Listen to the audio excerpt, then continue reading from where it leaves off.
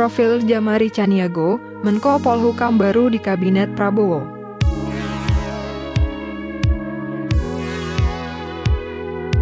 Presiden Prabowo Subianto resmi melantik Letnan Jenderal TNI Purnawirawan Jamari Caniago sebagai Menteri Koordinator Bidang Politik, Hukum, dan Keamanan atau Menko Polhukam pada Rabu, 17 September 2025 di Istana Negara.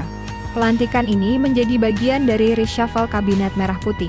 Dalam kesempatan yang sama, sejumlah tokoh lain juga mengisi jabatan strategis. Di antaranya Erick Thohir yang ditunjuk sebagai Menteri Pemuda dan Olahraga serta Muhammad Kodari yang dipercaya menjadi Kepala Staf Kepresidenan.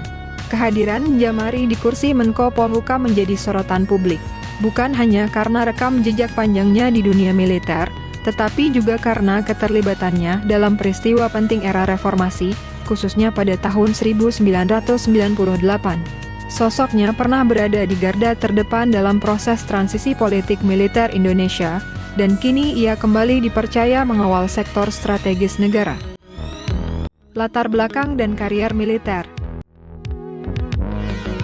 Jamari Caniago lahir di Padang, Sumatera Barat, pada 8 April 1949.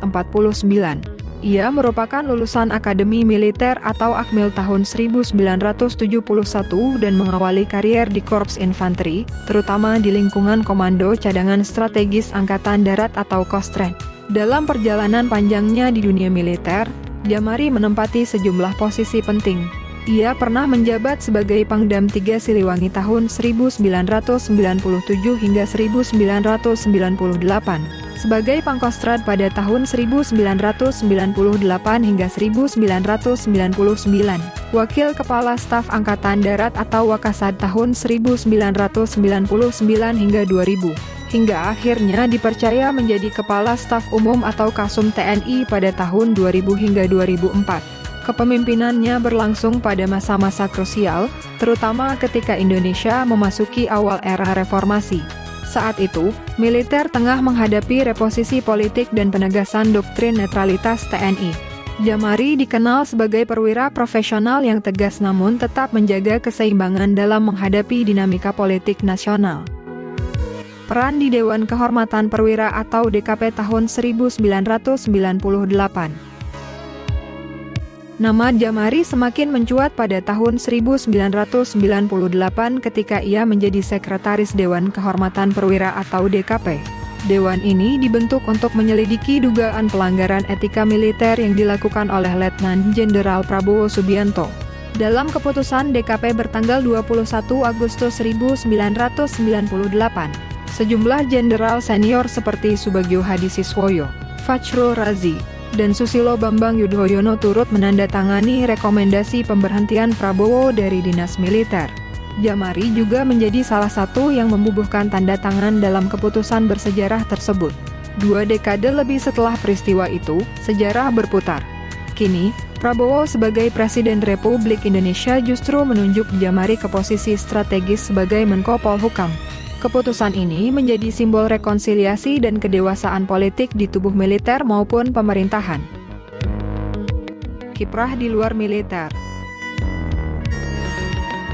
Usai pensiun dari dinas militer, Jamari Caniago tetap aktif di berbagai bidang. Ia pernah menjadi anggota MPR RI dari fraksi ABRI serta utusan daerah Jawa Barat. Selain itu, ia juga menjabat sebagai Komisaris Utama PT Semen Padang, menunjukkan keterlibatannya di dunia industri dan bisnis. Meski begitu, kiprahnya tidak selalu lepas dari sorotan publik. Pada tahun 2020, ia sempat menuai kritik terkait iring-iringan motor gede atau moge di Bukit Tinggi yang memicu kegaduhan. Jamari saat itu dinilai kurang responsif terhadap kekecewaan masyarakat, meski ia menegaskan bahwa rombongan tidak bermaksud melanggar aturan. Mengemban tugas baru di era Prabowo. Kini, Jamari Caniago kembali ke lingkaran inti pemerintahan, kali ini sebagai Menko Polhukam. Tugasnya tidak ringan, sebab ia harus memastikan stabilitas politik, hukum, dan keamanan di tengah berbagai tantangan, mulai dari dinamika politik nasional, ancaman keamanan, hingga penegakan hukum yang berkeadilan. Penunjukan ini bukan hanya menandai kembalinya seorang jenderal senior ke posisi strategis, tetapi juga menjadi simbol perjalanan panjang rekonsiliasi dalam sejarah militer Indonesia. Publik kini menantikan bagaimana Jamari akan menjalankan peran barunya di era kepemimpinan Presiden Prabowo Subianto.